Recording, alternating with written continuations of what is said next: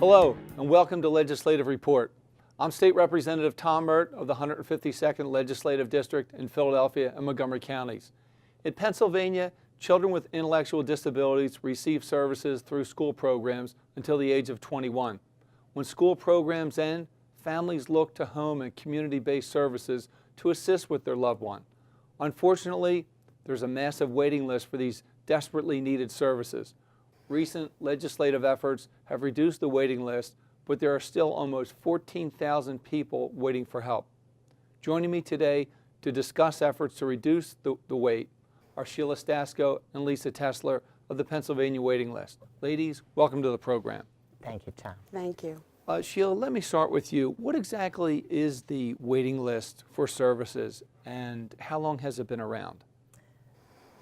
People with intellectual disabilities are registered with their county programs, so we know these people are here and we know that these people exist.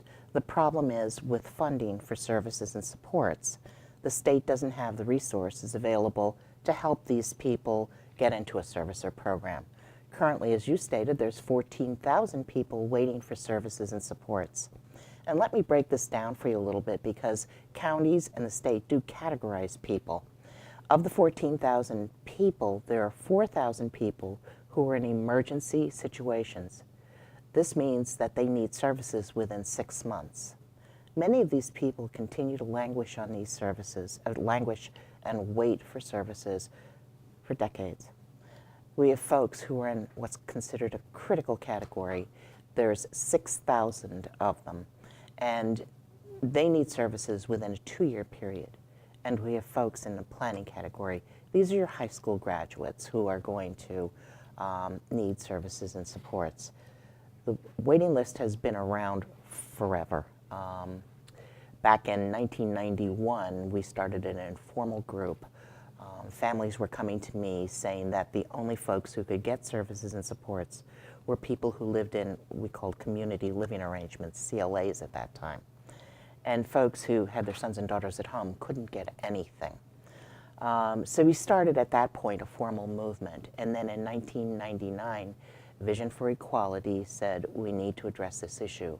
And that's when the formal waiting list campaign, as we know it today, began. Lisa, if you don't mind, I'd like to ask you a question. One of the concerns I have as a legislator is the fact that there are many parents in Pennsylvania. Some of these parents are into their 80s and 90s and care for a son or daughter who might be in their 60s.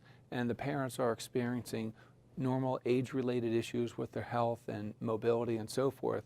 And here they are caring for a son or daughter who has an intellectual disability in their home, and they're on this waiting list for services. How significant of a problem is this in the Commonwealth? Well, the waiting list is a very significant problem, and the Office of Developmental Programs has what's called the prioritization of urgency of need for services, commonly referred to as the PUNS form. And that's an evaluation that everyone who's registered with their county to receive intellectual disability services participates in. That evaluation tool evaluates each individual circumstance and categorizes folks as emergency, critical, or planning. Part of that evaluation does capture the age of the caregiver. So the state does have data that shows how many folks are being cared for by elderly parents over the age of 60. So it is a significant problem, and the state does track that information. There are parents, as we have discussed in the past, who are literally into their 90s and are the primary caregivers for their son or daughter in the home. And I think this is certainly a very, very significant issue. The numbers sound very high. Why are the numbers high? Well, there was a recent national study published by the University of Colorado that indicates there are more than 200,000 individuals with intellectual and developmental disabilities in Pennsylvania. We have 56,000 people that are currently registered to receive services through the system, but only 30,000 people are receiving the home and community-based services. So we have a very large population and limited resources. So that's why there are so many people on the waiting list. Both of you have been involved in this mission, if you will, for many years. Have we been making progress? Has there been improvement in caring for adults with disabilities? Oh, definitely.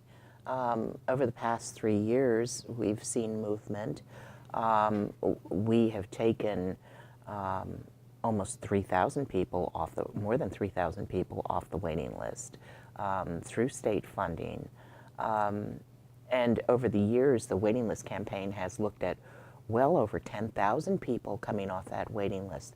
The waiting list was huge, and I think families didn't have anywhere to go, and so they kind of gave up. And when they discovered that there finally was something that could help their families and help their family member, they started looking towards the counties and the state for funding. You know, I think it's important for everyone to know that we love our children desperately, and maybe we love them a little bit more because we know that when they were born they needed extra help. And as a family, we come together and we provide the support and take care of all their needs, and we do it without complaints. I mean, maybe a little bit, but mostly without complaints. And our children go to school. It's an entitlement program until they're 21, so their needs are taken care of. But over this period of time, we lose our family supports. Our moms and dads can no longer help us. Our neighbors move. Our other siblings grow up, get married, move away. So all the responsibility then of caring for this individual falls back on the families and on mom and dad. And as we get older, we might lose a spouse or might be a single parent. At that point, we need help. And it's only when our families start falling apart and only when we can no longer provide that care that we turn to the county and we turn to the state and we say, help us. And that's what the waiting list is about. Sheila and Lisa, you mentioned this PUNS form, this PUNS process that assesses the need for services, if you will. And my question is the PUNS an accurate metric? Does it measure accurately how critically in need a family is of services for a son or daughter who has an intellectual disability? Okay, Lisa. Well, there's a whole series of questions that each family needs to answer as part of this evaluation tool. It asks things like, what is the age of the caregiver? What is the health situation of the caregiver? What is the individual's medical and behavioral health needs? So it covers a wide range of information. So so long as everyone who's registered in the system and the assessment is done accurately and appropriately for everyone, it should be a good indicator of what the needs are in the state of Pennsylvania. What happens in a situation where an adult child with special needs, the child might be 65 years old, is being cared for at home by parents who might be in their late 80s or even in their 90s? Sure. And one of the parents, perhaps the primary caregiver, passes away. And all of a sudden, there's a single parent family caring for that adult child with disabilities. The family is now in an emergency type status. What happens if there's no funding to care for that child? What happens to that family? That is what we always pray will not happen, and that's what we try to avoid, because I think for families that is our biggest fear, that our son or daughter will end up in an institution or a larger congregate setting, like a state center, etc. And that's what will happen if there's no state or local funding. The person will go into a state center because that's an entitlement. Worse yet, they might end up in a nursing home, which is totally inappropriate, and even more scarier are for those people who are just on the border. They might end up on the streets, which is even scarier.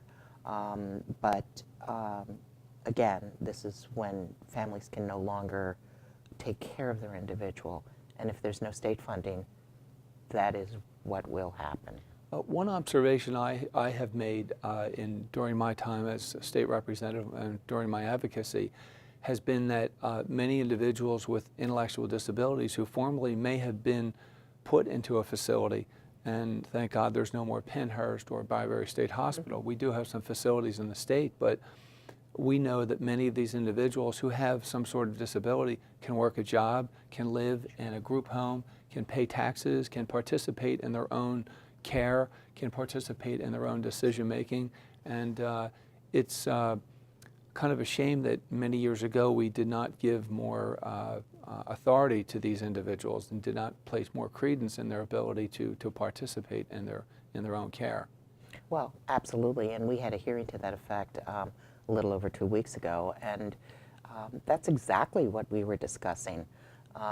So we were looking at what we could do to get people into the community so they wouldn't have to go into state centers, because it's important that we don't ever go back.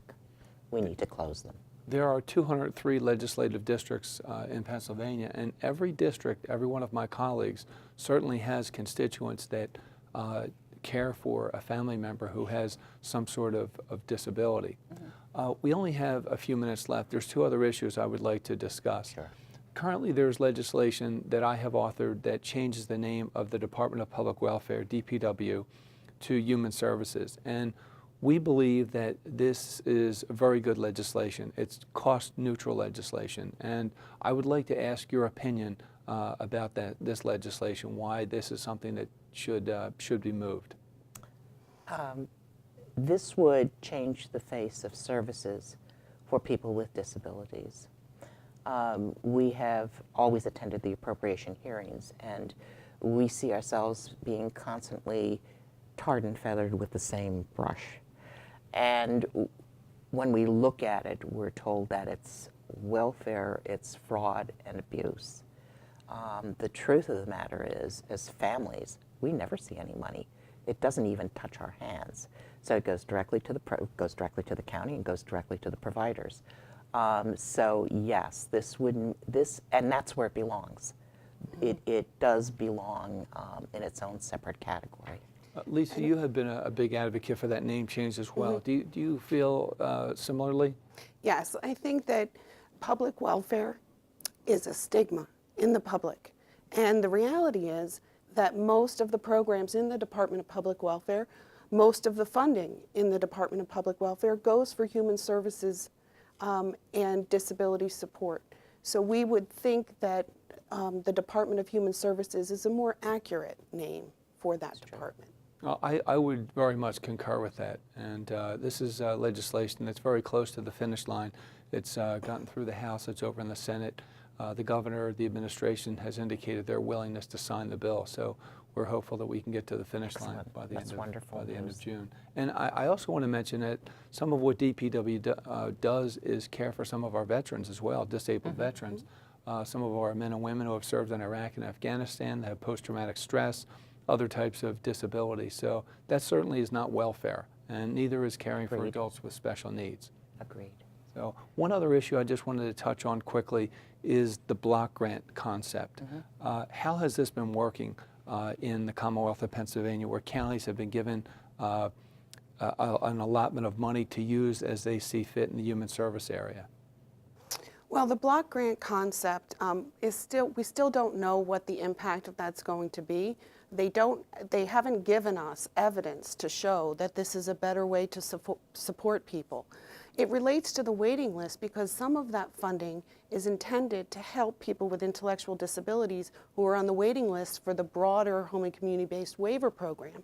So we don't know how many people with intellectual disabilities have been hurt because the data is not in yet. We believe that in the long run, it will hurt people with disabilities when the counties have the freedom to shift monies around, and then the state government doesn't have the comfort that what they intended for the money to be used for is how it is actually being allocated. Well, we'll continue to monitor both of those issues. Thank you very much for joining us today. Will you be able to join us in the future? Absolutely. Thank you, Representative Murt. Thank you for allowing us. There's so many issues related to human services and to adults with special needs and disabilities that I would like to discuss on a monthly basis. Thank you very much, Thank you very Representative much. Murt. That's all we have time for in today's program. I'm Representative Tom Murt. If you need assistance with any state government matter, please feel free to contact me at my local office or through my website. That information will be shown in a minute. Thank you for watching, and please join me next time for Legislative Report.